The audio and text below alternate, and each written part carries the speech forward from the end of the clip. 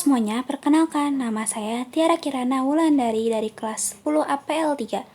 Di sini saya akan menjelaskan mengenai APAR. Sebelumnya, kalian tahu gak sih apa itu APAR? APAR adalah singkatan dari alat pemadam api ringan. Fungsinya adalah untuk memadamkan api pada tahap awal kebakaran sebelum api menjadi besar. Biasanya APAR digunakan di tempat umum seperti kantor, sekolah, hingga kendaraan. Sebelum kita menggunakan APAR, kita harus tahu bagian-bagian APAR. Yang pertama ada safety pin atau pin pengaman. Selanjutnya ada lever atau tuas. Yang ketiga ada handle atau pegangan.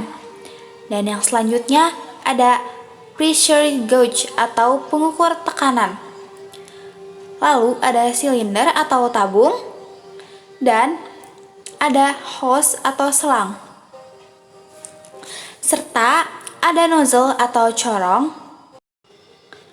Dan yang terakhir ada information label atau lebar informasi yang berisi rating APAR, petunjuk penggunaan, klasifikasi, dan tipe. Jenis-jenis APAR diantaranya ada APAR powder, water, foam, dan wet chemical. Jenis-jenis APAR itu tidak digunakan sembarangan. Masing-masing APAR punya fungsinya tersendiri. Ini adalah petunjuk penggunaan APAR sesuai dengan jenisnya. Sebelum memadamkan api, penting untuk tahu cara memakai APAR dengan benar.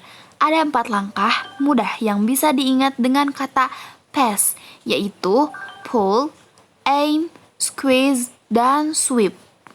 Yang pertama ada pull the pin atau tarik pin pengaman. Tarik penjepit atau pin yang ada di tuas pengaman. Pin ini mencegah tuas tertekan tidak sengaja. Setelah pin ditarik, alat siap dioperasikan. Yang kedua, aim at the base of the fire atau arahkan ke pangkal api. Arahkan corong atau selang ke akar api, bukan ke lidah api. Memastikan bahan yang sedang terbakar di sumbernya mencegah api menyebar. Yang ketiga, squeeze the lever atau tekan tuas. Tekan dan pegang tuas secara mantap untuk mengeluarkan agen pemadam. Bila tuas dilepas, aliran akan berhenti. Dan cara yang terakhir, sweep side to side. Ayunkan dari sisi ke sisi. Gerakan corong menyapu dari sisi ke sisi, menyeliputi area sumber api sampai api padam. Dekatkan perlahan jika api mengecil, tapi tetap jaga jarak aman. Tips menggunakan APAR dengan aman. Berdiri pada jarak 1,5 sampai 2 meter dari api pada awalnya. Jika api terlalu besar atau asap tebal, evakuasi dan panggil petugas pemadam. Setelah pakai, laporkan dan isi ulang alat. Ngomong-ngomong, apakah kalian tahu apa itu klasifikasi kebakaran berdasarkan A, B, C, dan K? Setiap huruf ini punya arti berbeda-beda loh, yang menunjukkan jenis bahan yang terbakar serta cara pemadaman yang paling tepat. Yuk kita bahas satu persatu. Yang pertama ada kebakaran kelas A. Kebakaran kelas A terjadi pada benda-benda padat seperti kayu, kertas, kain, plastik, dan karet. Biasanya meninggalkan abu atau arang setelah dibakar. Untuk memadamkannya, gunakan air, busa, atau APAR dry chemical powder. Selanjutnya ada kebakaran kelas B. Kebakaran bahan cair dan gas mudah terbakar. Jenis ini melibatkan bahan seperti bensin, solar, minyak, cat, atau gas LPG. Apinya cepat menyebar karena bahan-bahan tersebut mudah menguap. Cara memadamkannya adalah dengan busa, CO2, atau DCP. Tapi ingat, jangan pernah menggunakan air, karena bisa membuat api semakin besar. Lalu yang ketiga ada kebakaran kelas C. Kebakaran akibat listrik disebabkan oleh korsleting listrik pada kabel, panel, atau alat elektronik.